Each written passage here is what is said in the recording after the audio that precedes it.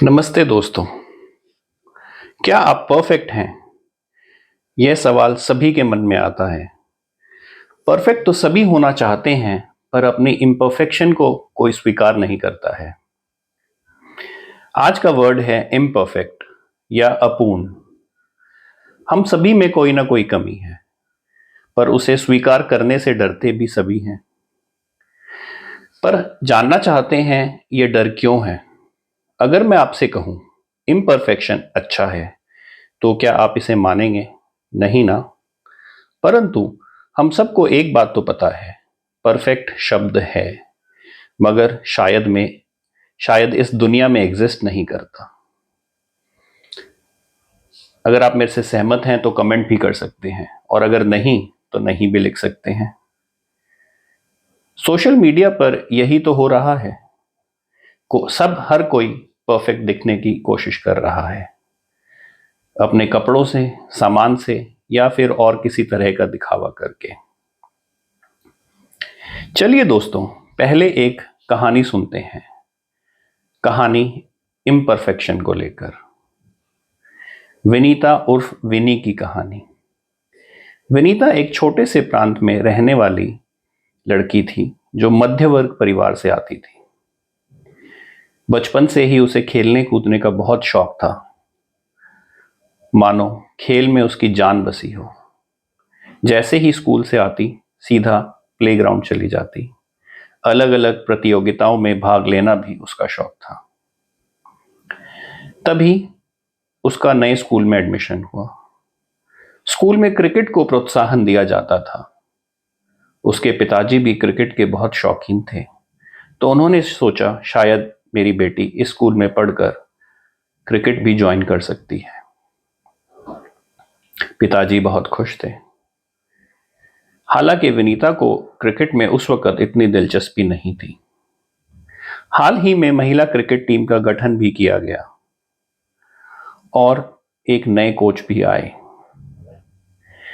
तो विनीता के हाथ में बॉल दी गई। विनीता ने बॉल पर हाथ आजमाया तो पता लगा वह बहुत तेज गेंद फेंक सकती है, और उसने क्रिकेट खेलना शुरू कर दिया।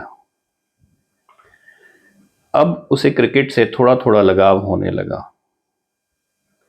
और एक दिन खेलते वक्त जोर से उसके हाथ पर बॉल लगी। हाथ पूरे तरीके से मुड़ गया और तुरंत ही उसे अस्पताल ले जाया गया। अस्पताल गए तो पता लगा कि चोट बहुत गहरी थी। सर्जरी करनी पड़ी, और सर्जरी से यह हुआ कि उसके हाथ में डिफेक्ट हो गया। अब विनीता का सारा क्रिकेट का करियर दांव पर था। पिताजी भी बहुत निराश हुए। 2 दिन बाद कोच उससे मिलने गए और विनीता से कहा, विनीता, तुम खेलना मत छोड़ना, मैं तुम्हारी मदद करूंगा। विनीता शायद उस वक्त बहुत उदास थी। वह कोच से कुछ न कह पाई। जैसे ही वह अस्पताल से घर आई, विनीता घर पर ही रहती। अब वह खेलने नहीं जाती थी। वह उदास रहने लगी। उसका स्कूल पर जाने का मन भी नहीं करता था। पिता के कहने पर किसी तरह वह स्कूल गई। स्कूल तो गई, पर पढ़ाई में मन ना लगा। वह बस खिड़की से लड़कियों को प्रैक्टिस करते देखती रहती। ग्राउंड में जाने की शायद उसकी हिम्मत नहीं थी, और ऐसा ही वह 2 महीने तक करती रही। यहां तक कि कोच से भी वह आंखें चुराती थी और ना ही किसी टीचर से बात करी। तभी कोच उससे मिलने पहुंचे और बोले, यह रोना धोना बंद करो और कल ग्राउंड पर मिलना। विनीता ने हिम्मत जुटाई और सोचा, मैं अपनी इस इम्परफेक्शन से लड़ सकती हूँ। जब दूसरों को इस पर विश्वास है तो मुझ में क्यों नहीं। वह फील्ड पर गई तो उसे अलग सी ही खुशी महसूस हुई। कोच ने कहा, चलो तुम स्पिन डालो। पर विनी तो फास्ट बॉलर थी। यह बात वह हजम नहीं कर पाई, और पर उसके पास कोई चारा नहीं था। तो उसने बोला, ठीक है, 2 बॉल तो ऐसे ही डाली, परंतु तीसरी बॉल पर कमाल हो गया। बॉल फिरकी की तरह घूमी और सीधा विकेट पर जा लगी। यह देखकर सब दंग रह गए। शायद ऐसी स्पिन बॉलिंग उन्होंने पहले नहीं देखी थी। सभी खिलाड़ियों ने आकर उसका हौसला बढ़ाया और तभी यह तय हो गया कि अब वह स्पिन डालेगी। टूर्नामेंट भी नजदीक था। विनीता ने बहुत ज्यादा प्रैक्टिस करी, स्पिन को और अच्छे तरीके से किया और उसकी इसी फिरकी की वजह से टूर्नामेंट में उसने 5 विकेटें ली पहले ही मैच में। यह देखकर कोच भी दंग रह गए और उन्होंने बोला, अब तुम स्टेट टीम के लिए तैयारी करो। दोस्तों, अब 2 साल बाद अपनी इसी इम्परफेक्शन के कारण वह स्टेट टीम के लिए खेलती है और जल्द ही वह उप कप्तान बनने वाली है। कैसे विनीता उर्फ विनी ने अपना यह सफर तय करा, आप देख लीजिए। दोस्तों, ये कहानी थी विनीता उर्फ विनी की। अगली कहानी है रमन की। जी हाँ, ये है इम्परफेक्शन की दूसरी कहानी, रमन की कहानी। रमन गांव से नया नया मुंबई आया था, तो रहने के लिए उसे जगह नहीं मिली। तभी उसके एक कोई दूर के चचेरे भाई से कांटेक्ट हुआ और उसने उसके पास जाने की हिम्मत जुटाई। चचेरे भाई के पास गया तो चचेरे भाई ने उसे रखने के लिए मंजूरी दी। रमन बचपन से ही बहुत शर्मीला था और उसमें आत्मविश्वास की कमी थी, क्योंकि उसके चेहरे पर एक बहुत बड़ा सा तिल था। सब लोग उसे लेकर चिढ़ाते थे, उसका मजाक उड़ाते थे। बचपन से लेकर आज तक यह उसके लिए एक बहुत बड़ा संकट बन गया था।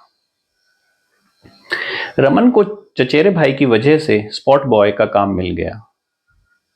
अब वह थोड़ा खुश होने लगा और यह भी था कि फिल्म शूटिंग देखने को मिलती थी। तो रमन को लगा, चलो इसी बहाने मैं कुछ पैसे भी कमा लूंगा। काम में भी मजा आ रहा था। पर कुछ ही दिनों बाद उस तिल की वजह से वहां के लोगों ने भी उसका मजाक उड़ाना शुरू कर दिया, उसे चिढ़ाना शुरू कर दिया। रमन को लगा, शायद मैं इम्परफेक्ट हूं और ये इम्परफेक्शन मेरे साथ ही रहेगी, कभी मिट नहीं सकती। तभी एक दिन एक नए डायरेक्टर फिल्म की शूटिंग के लिए आए और वह ऑडिशन ले रहे थे। वह एक शॉर्ट फिल्म बना रहे थे और उसके लिए साइड हीरो ढूंढ रहे थे जो थोड़ा अलग दिखता हो।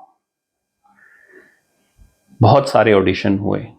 डायरेक्टर हार थक गया, उसे कोई भी पसंद नहीं आ रहा था। 2 दिन हो गए थे। तभी उसकी नजर रमन पर गई। डायरेक्टर ने उसे लाइंस बोलने के लिए कहा। रमन घबराया। वह शुरू से ही शर्मीला था। उसे लगा, अरे मैं क्यों लाइंस बोलूंगा।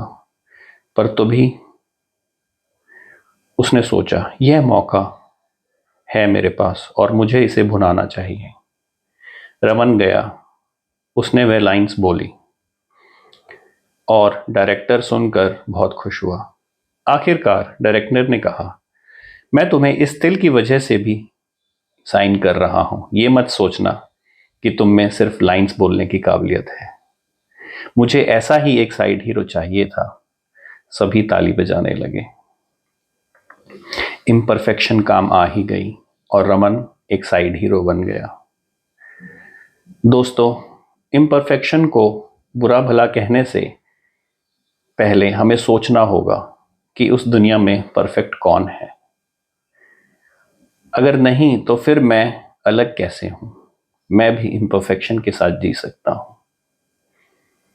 ऐसे और भी दिलचस्प वीडियोस के लिए चैनल को सब्सक्राइब जरूर करें। खुश रहें, मस्त रहें, आनंद में रहें।